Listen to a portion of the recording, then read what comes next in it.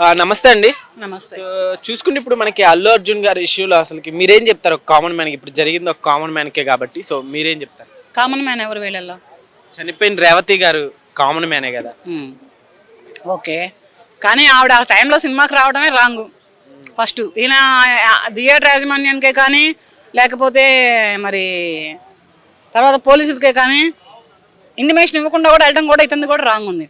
ఇతను ఫస్ట్ చెప్పి ఇతను సెక్యూరిటీగా వెళితే అప్పుడు ఏమైనా థియేటర్ యాజమాన్యమే కానీ పోలీసులే కానీ యాక్షన్ తీసుకునే అవకాశాలు ఉంటుండే, జాగ్రత్తలు తీసుకునే అవకాశాలు కూడా ఉన్నాయి. కానీ మరి ఈయన ఇంత దూరం రాకుండా వాళ్ళ ఫ్యామిలీతో కూర్చొని సెటిల్ చేసేసుకుంటే సరిపోయేది. ఫస్టే 25 లక్షలు 20 లక్షలు 60 లక్షలు అని మాట్లాడటం కూడా మరి వాళ్ళకి కరెక్ట్ కాదు. ఎందుకంటే ఆల్రెడీ ఒక ప్రాణం పోయింది. అది ఈయనేం తీయలేదు, ఈయన చేతులతో ఈయనేం కావాలని ఏం చంపలేదు, పొడవలేదు, లేకపోతే ఏది పోసి చంపలేదు. సినిమాకి వచ్చారు, సినిమాలో తొక్కిసలాట్లలో జరిగినాయి, ఇంత ముందులో కూడా అలా చాలా సినిమాలలో జరిగినాయి. అప్పుడు కానటువంటి ఈ ఇష్యూలు ఇప్పుడు ఎందుకు అవుతున్నాయో ఏమో నాకు కూడా అర్థం కావట్లేదు. ఒకటి మరి ఇదంతా ఎందుకు జరుగుతుందో కూడా తెలియట్లేదు. మళ్ళీ అల్లు అర్జున్ గారి టైం బాగాలేక ఇలా జరుగుతుందా, లేకపోతే ఆ చనిపోయిన మహిళ రేవతి టైం బాగాలేక ఆమె అలా అయిపోయిందా, లేకపోతే ఆమె కొడుకు కూడా ఇప్పటికీ కూడా ఇలాగే ఎందుకు అయ్యాడు అనేది తెలియట్లేదు. దయచేసి అల్లు అర్జున్ గారికి ఒకటే మనం అండి, ఈ వీడియో ఎక్కడి వరకు వెళ్తుందో నాకైతే తెలియదు, కానీ మీరు వాళ్ళ ఫ్యామిలీ మెంబర్స్ తోటి కూర్చొని మాట్లాడండి, మాట్లాడి సాల్వ్ చేసుకోండి. వాళ్ళ ఫ్యామిలీ మెంబర్స్ మా ఫ్యామిలీతో మేము కాంప్రమైజ్ అయ్యామని ఒక మాట కనుక వాళ్ళు చెప్పారంటే మీ మీద ఎటువంటి కేసులు ఎటువంటివి లేకుండా ఉండకపోవచ్చు అని నేను అనుకుంటున్నాను. ప్రస్తుతానికి ఫ్యామిలీకి న్యాయం చేయండి, అలాగని 25 లక్షలు 20 లక్షలు 30 లక్షలు కాదు. అక్కడ ఒక ప్రాణం కొట్టుమిట్లాడుతుంది, ఇంకో ప్రాణం అసలు లేనే లేదు. ఆ కుటుంబం ఒక మహిళను కోల్పోయింది. కనుక దయచేసి నేను చెప్పుకుంటున్నది ఏంటంటే ఫ్యామిలీతో కూర్చొని మాట్లాడండి. లేదంటే మాత్రం ఈ సమస్యలు మరి ఎక్కడి వరకు వెళ్తాయో, మరి ఈ కోర్టు విషయాలే కానీ ఈ అరెస్ట్ విషయాలే కానీ ఎంతవరకు వెళ్తాయో నాకు తెలియదు. ఇంతకు ముందులో ఈ అరెస్టులు లేవు, ముందులో కాళ్ళు ఇరిగినాయి, చేతులు ఇరిగినాయి, ప్రాణాలు పోయినాయి, చాలా జరిగినాయి. పెద్ద పెద్ద హీరోలకి ఫ్లెక్సీలు కడుతూ అవి కడుతూ ఇవి కడుతూ చాలా మంది చనిపోయిన వాళ్ళు ఉన్నారు. వాళ్ళ కుటుంబాల దగ్గరికి వెళ్ళి వాళ్ళు మాట్లాడి వాళ్ళు సాల్వ్ చేసుకున్న సమస్యలు చాలా ఉన్నాయి. కానీ ఈ అల్లు అర్జున్ గారి విషయంలో ఒకటి, ఈ పుష్ప 2లో ఈ విషయం సినిమా ఒక్క విషయం ఎందుకు ఇంత దారుణంగా మారింది ఎందుకు తెలియదు. టార్గెట్ చేసింది అంటారా? అంటే ఇప్పుడు మనం చూసుకుంటే అక్కడికి సినిమా అంటే సో డైరెక్టర్ ఉంటారు, ప్రొడ్యూసర్లు ఉంటారు, వాళ్ళందరూ కూడా వెళ్ళారు. కానీ అల్లు అర్జున్ గారి పైన చర్యలు తీసుకుంటాం అనేది ఎంతవరకు కరెక్ట్ అంటారు? అతనే హీరో కనుక, అతనే ఆ సినిమాలో హీరో గనక, అతనే ఆ థియేటర్కి సినిమా చూడటానికి వెళ్ళాడు కనుక ఈ ప్రొడ్యూసర్సే కానీ డైరెక్టర్సే కానీ టెక్నీషియన్సే కానీ ఎవరు వెళ్ళినా కానీ వీళ్ళని ఎవరు గుర్తుపట్టరు, వీళ్ళెవరు స్క్రీన్ మీద కనపడరు, దాని మీద వీళ్ళెవరిని ఎవరు గుర్తుపట్టరు. దాని మీద ఏంటంటే అది లైట్ తీసుకుంటారు. కానీ ఇంతటి ఐకాన్ స్టార్ వెళ్ళేటప్పటికి ఏంటంటే పిచ్చి జనం ఎగబడ్డారు అనవసరంగా. వీళ్ళు చేసే సేవలు మరిచారు, వీళ్ళు చేసే ఇవి మరిచి అనవసరంగా ఇది అయ్యారు. తొక్కిసలాట జరిగింది, జరగలేదని నేను అనట్లేదు, కానీ ఆ టైంలో మాత్రం ఆమె చనిపోవడం బాధాకరమైన విషయము. వీళ్ళు కూడా ఇలా 25 లక్షలు ఇస్తా 30 లక్షలు ఇస్తానని మాట్లాడడం కూడా ఒక మహిళగా నేను కూడా బాధపడుతున్నాను. అటువంటి ఏమీ లేకుండా ఒక మాటకి వచ్చి ఇద్దరు కూర్చొని ఆమె హస్బెండ్, ఈ అల్లు అర్జున్ వాళ్ళ కుటుంబం, ఈ ఆమె చనిపోయిన కుటుంబ సభ్యులు కూర్చొని మాట్లాడుకుంటే కొంచెం ఏదైనా బాగుంటుంది. అయితే ఇప్పుడు అల్లు అర్జున్ గారి పైన ఇప్పుడు ఓయి స్టూడెంట్లు వెళ్ళి రాళ్ళు విసిరడం అలానే కుండీలు పగలగొట్టడం జరిగింది కదా, సో అదంతా చేశారు. అలాగా ఓయే స్టూడెంట్లకు అవసరం ఏంటి? వాళ్ళ ఇంట్లో ఏమీ జరగలేదు కదా, వాళ్ళ ఇంట్లో ఎవరి ప్రాణాలు కోల్పోలేదు కదా. కోల్పోనప్పుడు ఎవరో మహిళ ప్రాణం కోల్పోతే వీళ్ళు ఎలా ఎందుకు చేశారు? ఓయో స్టూడెంట్లకు అవసరం ఏంటి? తెలంగాణ రాష్ట్ర విభజన టైంలో ఆయన కేసీఆర్ గారు నిరాహార దీక్షలు చేస్తుంటే ఎంతో మంది స్టూడెంట్లు చనిపోయారు.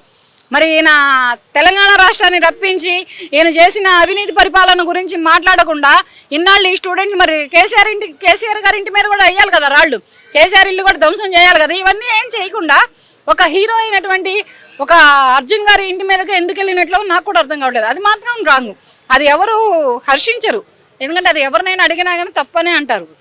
అయితే ఇప్పుడు రేవంత్ రెడ్డి గారు కావాలని ఇదంతా చేస్తున్నారు. ఇప్పుడు డైవర్షన్ అంటే పాలిటిక్స్లో ఇప్పుడు ఇచ్చిన 6 స్కీములు కావచ్చు, అట్లానే రీసెంట్గా చూసుకుంటే తెలంగాణ తల్లి మీద సో అందరూ వాయిస్ రైజ్ చేసే టైంకి కావాలని ఇలా టాపిక్ డైవర్ట్ చేశారని కూడా అంటున్నారు. ఏం చెప్తారమ్మా దీనికి? ఆయనకి ఈ సినిమా ప్రపంచానికి రాజకీయ ప్రపంచానికి ఎంతవరకు సత్సంబంధాలు ఉన్నాయో నాకైతే తెలియదు ప్రస్తుతానికి, కానీ ఆయనకు అవసరం లేదనుకుంటున్నాను నేను. కానీ ఆయన ఏదో అన్నట్టున్నారు, ఎవరు అల్లు అర్జున్ గారు ఏమో అన్నట్టున్నారు, సీఎం పేరు తెలియదనో ఏమో అన్నట్టున్నారు. అలా ఆయన కూడా అని ఉండకూడదు. అనకుండా ఉన్నట్లయితే తర్వాత ఏం పేరయ్యా అని పక్కన వాళ్ళు కూడా అడగకుండా ఉండాల్సింది. ఈ రాష్ట్ర సీఎం ఎవరో తెలియదా, ఆయన ఏరియా ఎమ్మెల్యే ఎవరో తెలియదా, తెలియకుండానే ఓట్లేసి గెలిపించామా? అలా అనకుండా ఉండి ఒక సీఎంకి పదవికి మర్యాద ఇచ్చి ఒక హోదాకి ఒక రెస్పెక్ట్ ఇచ్చినట్లయితే బాగుంటుండే. కానీ ఈ అల్లు అర్జున్ గారు కూడా కొన్ని చిన్న చిన్నగా తప్పులు చేయడం వల్లనే ఈ ఉచ్చంతా ఆయన మెడకు బిగుసుకుంటుంది. ఈయనకు అవసరం లేదు. ఎందుకుంది అంత అవసరం ఏముంది?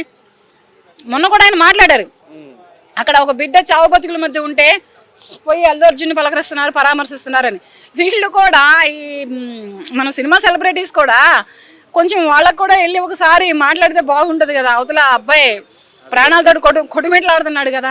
ఈయన సరే జైలుకి వెళ్ళి వచ్చాడు, బాగానే ఉన్నాడు. అడుగుతున్నాడు ఆయన, సీఎం గారు అడుగుతున్నాడు, కాలు ఇరిగిందా, చెయ్యి ఇరిగిందా, కన్ను పోయిందా, ప్రాణం పోయిందా, ఏం పోయిందని అల్లు అర్జున్ ఇంటికి పోయి పరామర్శిస్తున్నారు. అబ్బాయి ఇంటికి ఎందుకని వెళ్ళట్లేదు, అబ్బాయి వెంటిలేటర్ మీద ప్రాణంతో కొట్టమిట్లాడుతుందంటే ఎందుకని పరామర్శించట్లేదు అంటున్నారు. కొంచెం మీరు మనం చేసే సినిమా ఇండస్ట్రీలో మనం ఏది చేసినా ప్రేక్షకులే మన అభిమానులు, ప్రేక్షకులే మన ప్రాణం, ప్రేక్షకులే మన దేవుళ్ళు. కనుక ఏంటంటే కొంచెం ఆ ప్రేక్షకులను కొంచెం పట్టించుకొని కొంచెం వాళ్ళ ఆలనా పాలన చూసి కొంచెం వాళ్ళని ఇది చేస్తే బాగుంటుందని మరీ సినిమా ఇండస్ట్రీకి కూడా నేను కోరుకుంటున్నాను. ఎందుకంటే వాళ్ళది ప్రాణమే కదా, అవతల మహిళ పోయింది కదా, ఆ బాబు కూడా కొంచెం ప్రాణాలతో కొట్టుమిట్లాడుతున్నాడు కదా.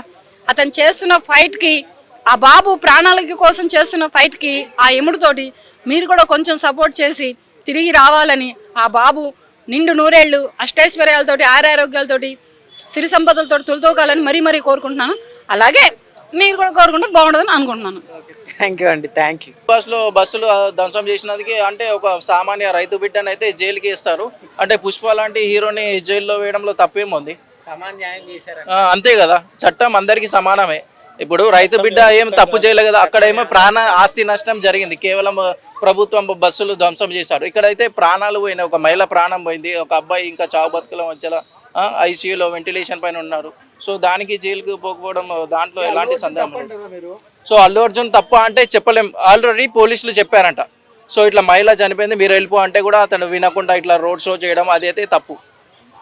అది ఓకే బ్రదర్, అయితే కావాలని టార్గెట్ చేశారంట, అంటే గవర్నమెంట్ ఏమైనా టార్గెట్ చేసినట్టుగా కూడా కనిపిస్తుంది కదా. సో కావాలని టార్గెట్ చేయాలంటే ఈయనకంటే